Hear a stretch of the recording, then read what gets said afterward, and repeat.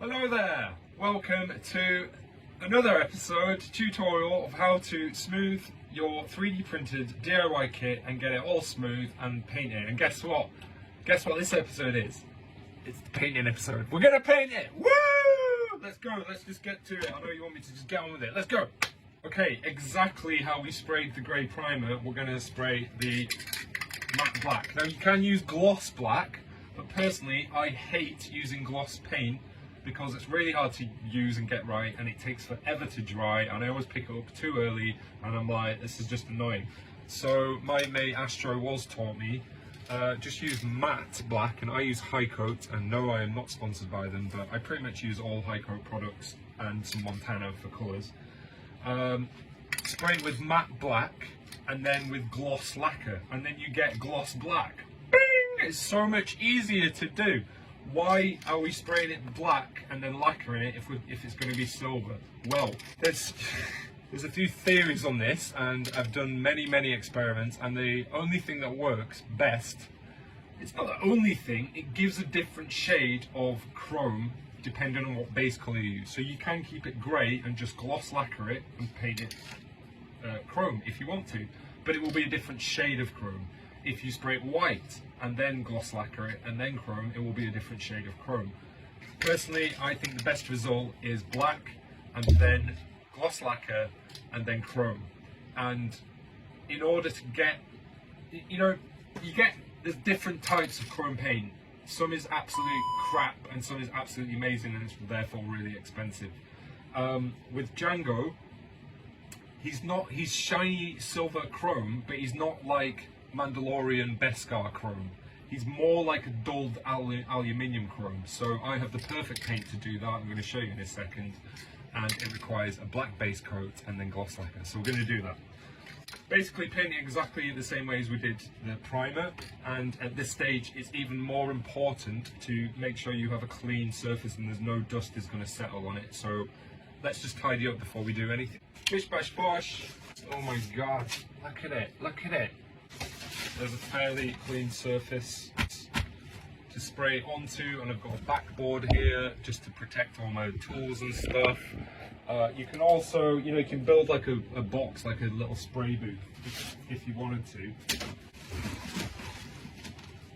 There we go. Keep your stand handy because you're going to need to put it on at some point, but also just pick it up, move it out of the way just to the side so you can grab it. Grab the helmet from somewhere where you can hold onto it safely for whilst you're spraying it, because we're going to do the uppy bits and the downy bits exactly the same as we did the primer. This also helps with overspray. Think about it. If I spray it this way, it's going to get overspray over that way. If I spray it this way, it's going to get overspray down this way. What is overspray? Well, just think about it. Imagine invisible energy beam going like this. Yeah, it's going to go in there, but little bits of it, droplets, are going to go over there. It's going to give an uneven surface. So the reason I do all the uppy bits and all the downy bits and then all the sidey bits is because A, it helps get every surface and don't miss anywhere, but also it helps with overspray because you get the right angles for it to blend in and minimize overspray. That's what we want to do. Okay, can you tell I'm delaying it and building this moment up? Make sure you mix your paint really well. It does, seriously, it does make a difference. Also, if you're in the UK like me and your workshop is absolutely freezing, I've got a heater on, but also I keep my paints in a bucket of warm water so that they're basically room temperature when I pick them up. I also learned that little tip from my mate Astro was, brilliant maker, go and check it out. Right, here we go. Turn them upside down, do all the uppy bits. So this is an uppy bit. Underneath the visor is an uppy bit. The cheeks are an uppy bit. Make sense? Uppy bits. Ignore the bit that you're holding, because you're holding it. Cheeks. Right, now place it on the stand and leave the part that you've been holding facing you so that you can get to it. Right, we've done all the uppy bits. Now, grab it like this, get it straight, and do all the downy bits. So, the top of the cheeks, top of the rim, thin coat. quick thin coats. You don't want to spray it more than 3 times. You notice I go backwards and forwards like that? Right, now all the, oh, I'll just do the top. Again, don't go crazy. I'm spraying from a distance here so I can get a thin, even coat. Now we do all the front facing bits. I'm going to start with the inside of the visor. Notice how I angle to the shape of the helmet as I spray.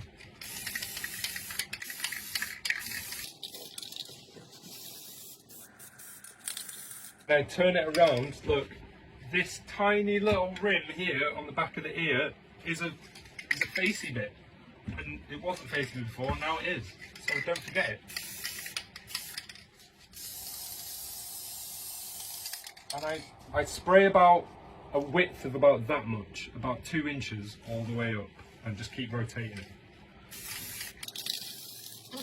Don't go crazy. Restraint is key here, because if you spray too much paint on, it's going to drip. You're going to have to wait for it to dry and sand it all over again. Don't you think we've done enough sanding, mate? Yeah, I think we have. If you miss a bit, if there's a patch, fine, wait for it to dry a bit. Wait like 15-20 minutes and then just do another light coat. Don't try to do too much at once.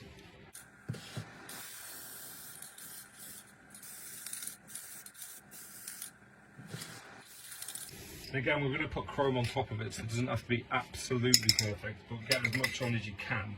But also we're going to do a layer of gloss lacquer on top of this. That's also going to help with any imperfections, because you just add in another layer.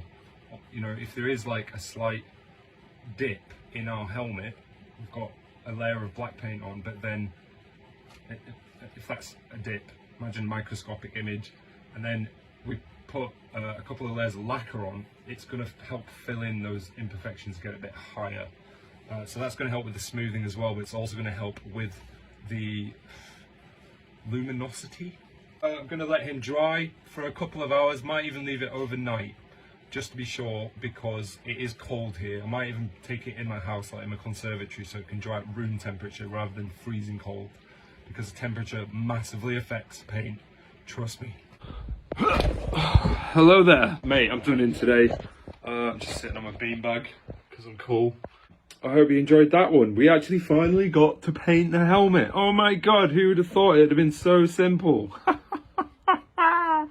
If you miss any of these little videos, but sorry, that's really uncomfortable to record like that. I'm uploading all of them to my YouTube channel. So if you're like, wait, what did he say there? I can't find it on his page. Where is it? What? How do I do this? They're all on my YouTube channel and in order. So they're there for the rest of time for you to refer back to at your free will. Jeddah Workshop. Just search me on there and you'll find me. Give me a sub. Give me a like. Give me a comment. Give me a share. Give me a little bell icon. Whatever people say.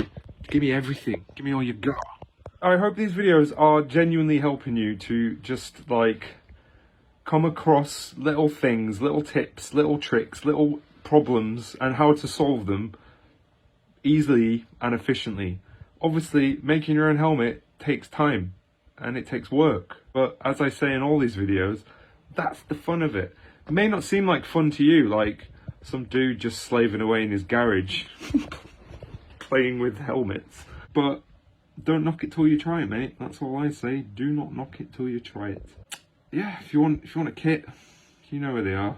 The link is in the description below, jeddahworkshop.co.uk. I wonder how the captions are going to translate my accent this time, because it never gets it right, does it? It's really funny. Okay, have a good night. Bye. Just gonna sleep. Namaste. This is the way. I can't bend. Ow, that hurt my back. Peace.